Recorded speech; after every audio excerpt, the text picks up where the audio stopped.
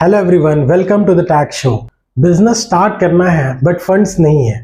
ऐसे में आपने ज़रूर सुना होगा मुद्रा लोन के बारे में, जिसका जिक्र अक्सर भारत सरकार करती रहती है। मुद्रा यानी micro unit development refinancing agency एक रीफाइनेंसिंग एजेंसी है जो बैंक्स को फाइनेंस करती है ताकि आपको अपने बिजनेस के लिए लोन मिल सके। ये मुद्रा लोन आपको 3 स्कीम के अंदर मिलता है, जैसे कि शिशु योजना, किशोर योजना और तरुण योजना। शिशु, जैसा कि उसका नाम है, आपका बिजनेस छोटा बिजनेस होता है जिसमें आपको 50,000 तक की फंडिंग बैंक कर देती है। किशोर योजना में आपको 50,000 से लेके 5 लाख तक की फंडिंग बैंक करेगी और तरुण योजना के अंदर आपको 5 लाख से 10 लाख तक की फंडिंग बैंक कर सकती है। अगर आपकी बिजनेस को 10 लाख से ज़्यादा की ज़रूरत है तो आप मुद्रा लोन में अप्लाई नहीं कर सकते। उसके लिए गवर्नमेंट की अलग अलग स्कीम्स है, वो आपके लिए बेनिफिट देंगी। आइए समझते हैं कि ये मुद्रा लोन किन लोगों को मिल सकता है। ये मुद्रा लोन सिर्फ स्मॉल या माइक्रो यूनिट्स के लिए ही अवेलेबल है, यानी बड़े बिजनेसेस मुद्रा लोन के लिए अप्लाई नहीं कर सकते।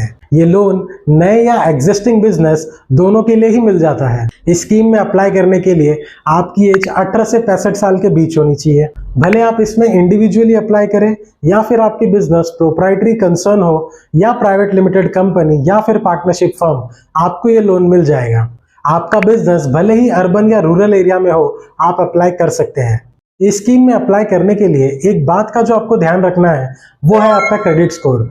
आप किसी भी बैंक के साथ डिफॉल्टर नहीं होने चाहिए, यानी आपने पास्ट में किसी भी बैंक से लोन लिया है तो उसको टाइमली रीपे किया रहना चाहिए। आपकी नेचर ऑफ बिजनेस भले ही ट्रेडिंग की हो, मैन्युफैक्चरिंग हो या सर्विस इंडस्ट्री हो, या फिर आप स्ट्रीट वेंडर क्यों ना हो, आप ये लोन के लिए अप्लाई कर सकते हैं। फॉर एग्जाम्पल, अगर आप ट्रांसपोर्ट बिजनेस में हैं तो आप ये लोन लेकर के कोई भी व्हीकल खरीद सकते हैं, बस उसका यूज कमर्शियल पर्पस के लिए करना होगा। अगर आप सर्विस इंडस्ट्री से बिलोंग करते हैं, यानी आपका जिम है या फिर सैलून है या व्हीकल रिपेयर शॉप है, स्टिल आप ये लोन के लिए अप्लाई कर सकते हैं। ये लोन एग्रीकल्चर के लिए नहीं मिलेगा, बट अलाइड एग्रीकल्चरल एक्टिविटीज में अगर आपका बिजनेस है, जैसे कि पोल्ट्री फार्म या फिर डेयरी बिजनेस, तो आप ये लोन के लिए अप्लाई कर सकते हैं। मुद्रा स्कीम में आपको टर्म लोन और वर्किंग कैपिटल लोन दोनों ही मिल जाएगा, यानी बिजनेस को स्टार्ट करने में जो मशीनरी लगती है उसके लिए भी लोन मिलेगा और डेली एक्सपेंसेस की जो नीड्स होती है बिजनेस में, उसके लिए भी ये लोन मिल जाएगा। अब समझते हैं इस स्कीम में अप्लाई करने के लिए आपको कौन से डॉक्यूमेंट्स की जरूरत पड़ेगी। अगर आप शिशु योजना में अप्लाई करना चाहते हैं तो आईडी प्रूफ में पैन कार्ड, आधार कार्ड, वोटिंग कार्ड या पासपोर्ट आप सबमिट कर सकते हैं। एड्रेस प्रूफ के लिए इलेक्ट्रिसिटी बिल, बैंक पासबुक या प्रॉपर्टी टैक्स रिसिप्ट आप सबमिट कर सकते हैं। आपके बिजनेस का एड्रेस प्रूफ भी आपको सबमिट करना पड़ेगा। 2 पासपोर्ट साइज फोटोग्राफ आपके लगेंगे।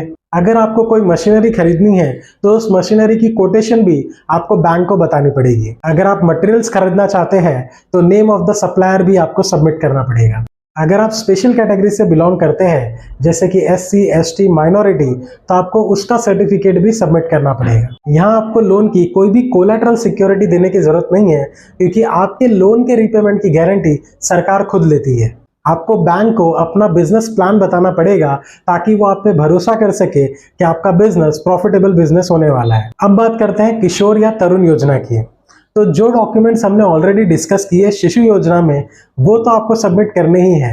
उसके साथ आपको एडिशनल डॉक्यूमेंट्स भी सबमिट करने पड़ेंगे, जैसे कि आपका 6 महीने का बैंक स्टेटमेंट, आपके 2 साल की इनकम टैक्स रिटर्न फाइल, आपकी 2 साल की बैलेंस शीट, आपकी प्रोजेक्टेड बैलेंस शीट। अगर आपका एग्जिस्टिंग बिजनेस है तो आपके लास्ट ईयर का जो सेल्स हुआ है वो डिटेल्स, आपके बिजनेस रजिस्ट्रेशन पेपर्स, और अगर कोई लाइसेंसेस एप्लीकेबल है आपके बिजनेस को तो वो लाइसेंसेस आपने जो रजिस्टर किए होंगे वो भी। इसी के साथ आपको एक प्रोजेक्ट रिपोर्ट भी सबमिट करना पड़ेगा कि आपका बिजनेस आगे कैसे प्रॉफिटेबल होने वाला है।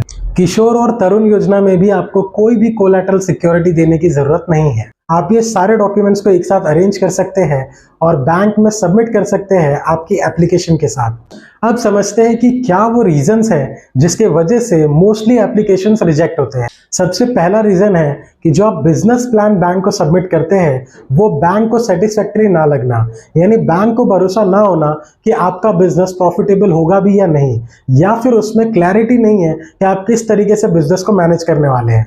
दूसरा रीजन हो सकता है आपकी पुअर क्रेडिट हिस्ट्री, यानी आपने कहीं लोन लिया हुआ था बट उसे रीपे नहीं किया है टाइम से। तीसरा रीज़न ये भी है कि बैंक्स के पास बहुत ही लिमिटेड फंड्स होते हैं, तो वो सिर्फ उन बिजनेसेस को फाइनेंस करना चाहते हैं जिन पे उनको भरोसा हो कि बैंक का पैसा रिटर्न आ जाएगा। चौथा रीज़न ये भी है कि जब हम ऑफलाइन प्रोसेस से अप्लाई करते हैं तो कई बार बैंक्स के एग्जीक्यूटिव हमारा फाइल प्रॉपरली सबमिट नहीं कर पाते विद इन द टाइम और हमारी एप्लीकेशन रिजेक्ट हो जाती है। तो आई विल सजेस्ट यू कि आप ऑनलाइन प्रोसेस से अप्लाई करें through the website, so that bank accountable हो आपको आंसर करने के लिए कि अगर आपका फाइल रिजेक्ट भी हो रहा है तो उसका रीजन क्या है, और आपके पास भी रिकॉर्ड हो कि आपने टाइमली सारे डॉक्यूमेंट सबमिट किए हैं।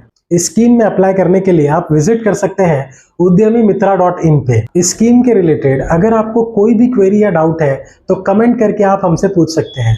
ऐसे ही और जानकारी के लिए हमारे साथ कनेक्टेड रहिए। Thank you.